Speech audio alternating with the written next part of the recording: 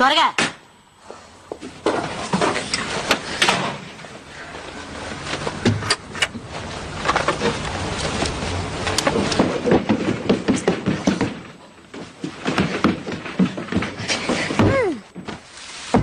వదరా Harry, మనం జూకి వెళ్ళాలి. లే.